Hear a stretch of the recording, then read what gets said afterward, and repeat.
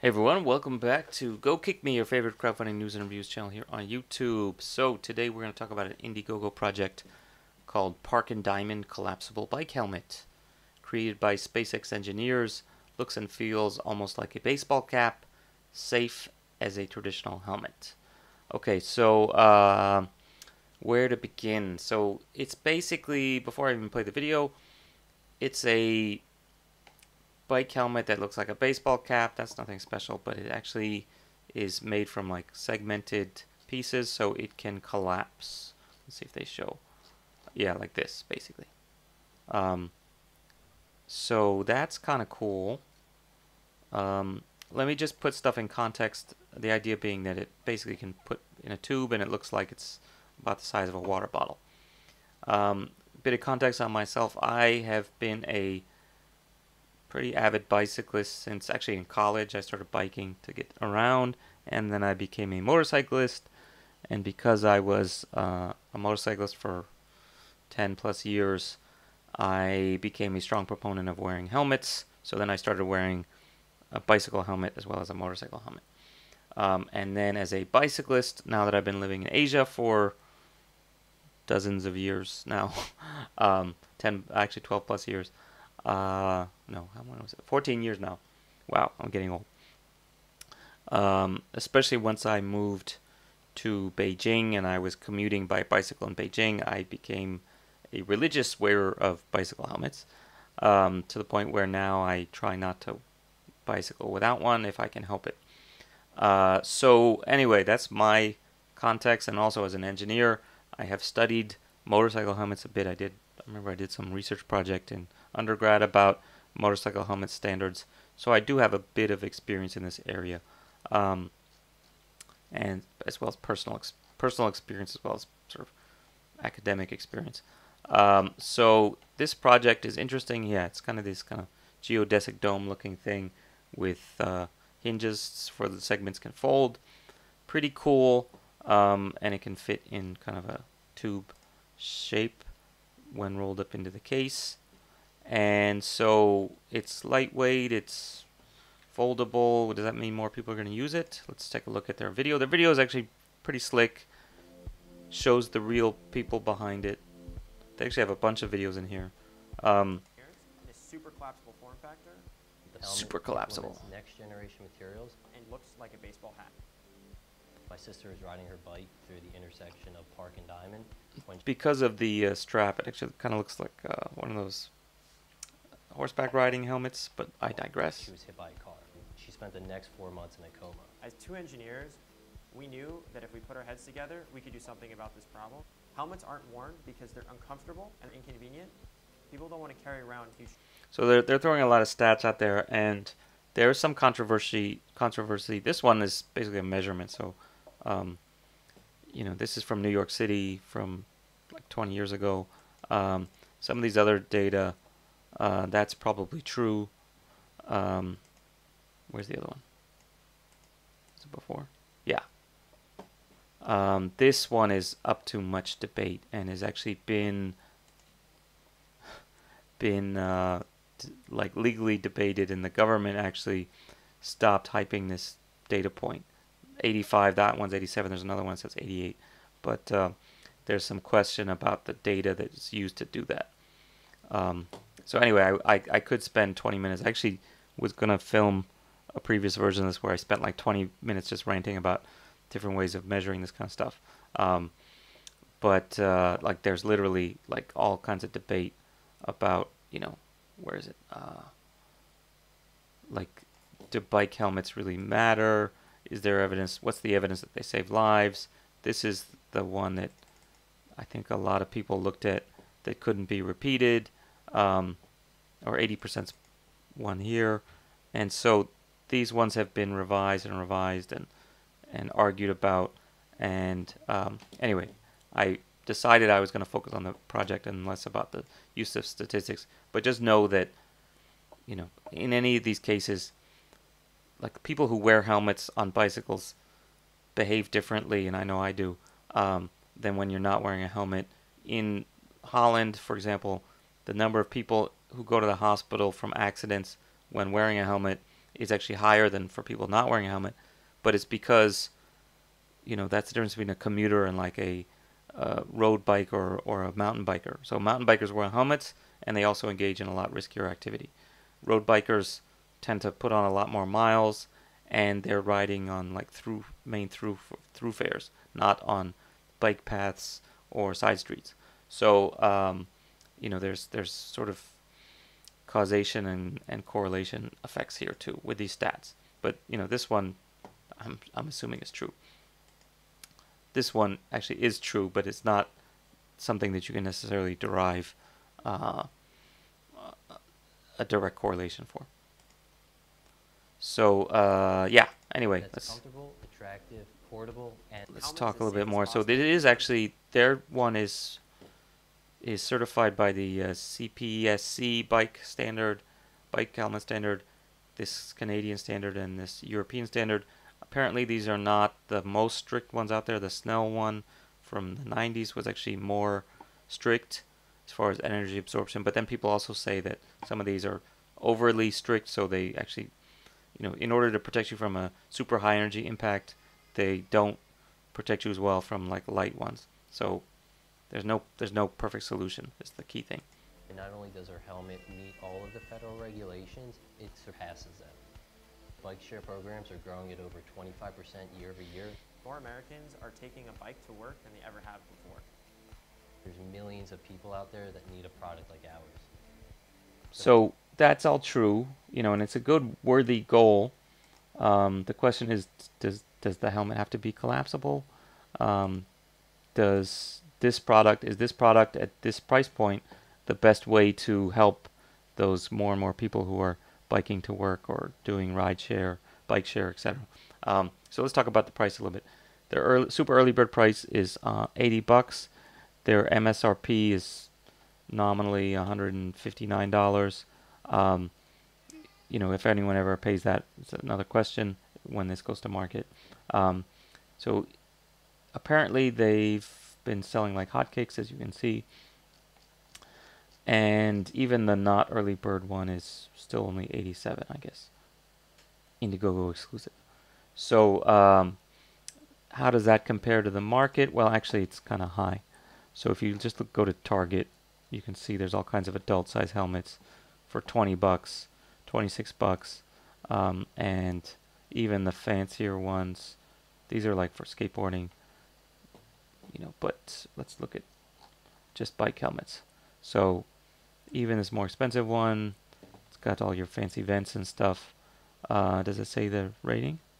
Well, by being sold in the US, it meets the Consumer Product Safety one. So this is also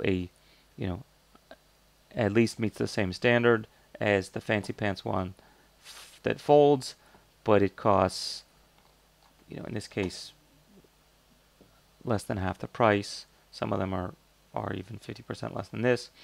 So yeah, to me that's not an insignificant thing.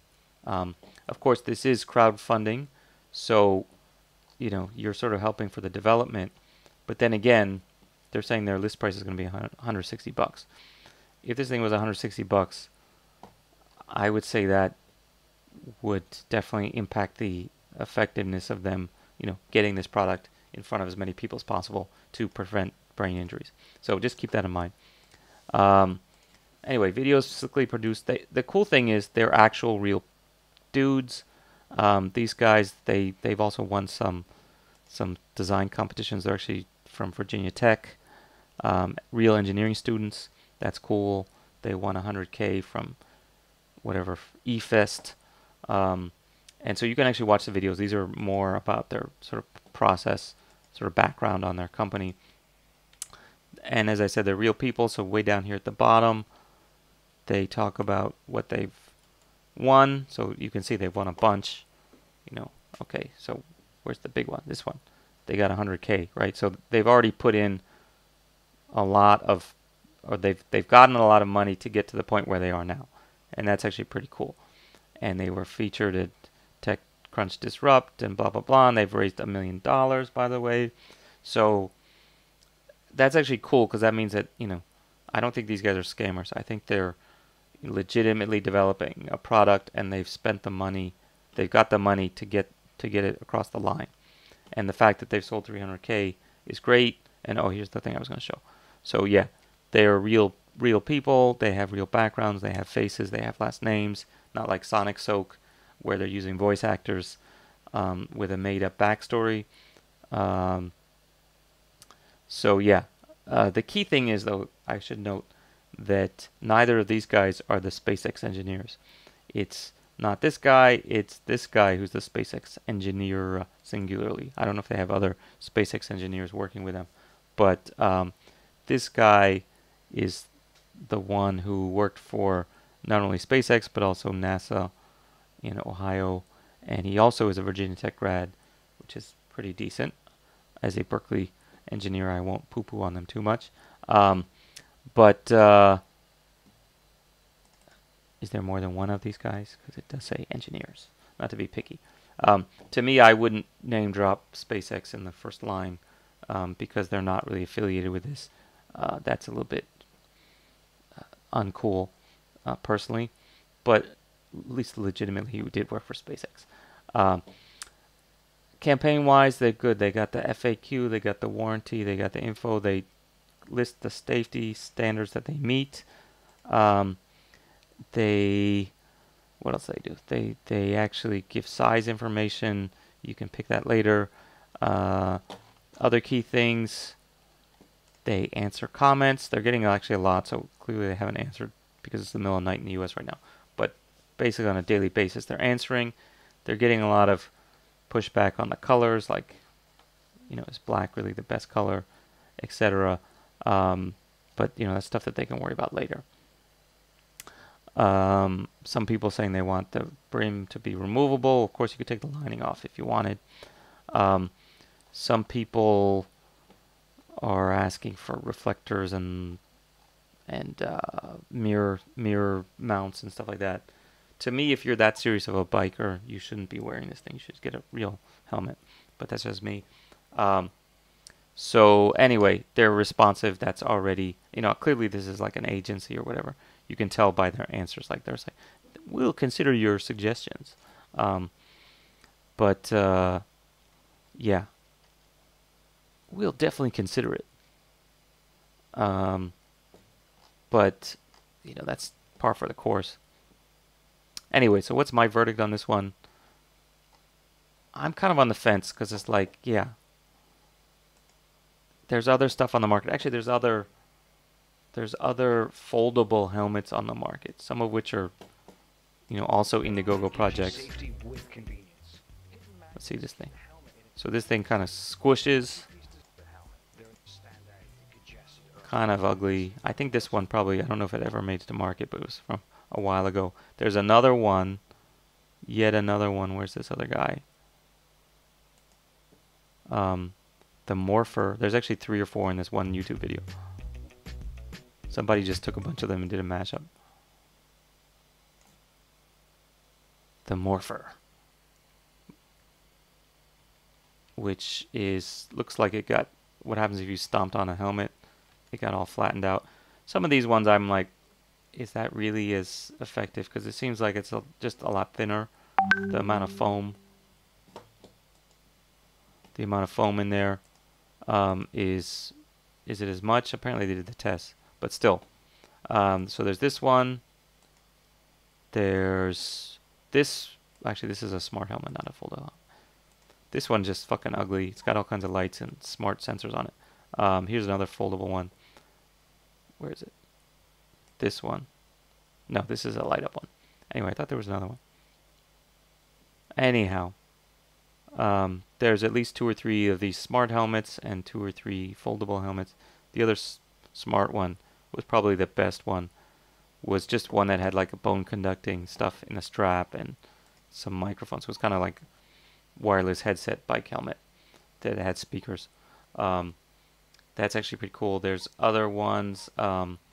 This one I think looks like it's pretty dangerous. Actually, I wouldn't wear this one. But apparently is a real product. Looks like they don't. This one they don't even list the fucking test that is passed. So I'm really wary of it. But okay, so there's ones on the market already. This one definitely is smaller, but like I said, just buy a regular helmet, wear a regular helmet. If it was up to me, if you're a hipster who wants to commute in your blazer and stuff to work, and you don't want to be seen with a dorky helmet, I guess this is better. If it saves your life, it's worth it for you, obviously. Although I have to say, like, if you're not wearing a helmet, you definitely bike differently. So hopefully no one thinks, oh, I've got a helmet on, so I'm going to go crazy. Because, yeah, biking is not something to take lightly. It is dangerous, just like driving. So, yeah, so I'll give this one a thumbs up, just because it's legit, and they seem to be obviously well funded. The fact that they've blown by their goal by 7 times is also pretty awesome. So, okay, that's it for today. Definitely thumbs up. See you guys next time. Bye.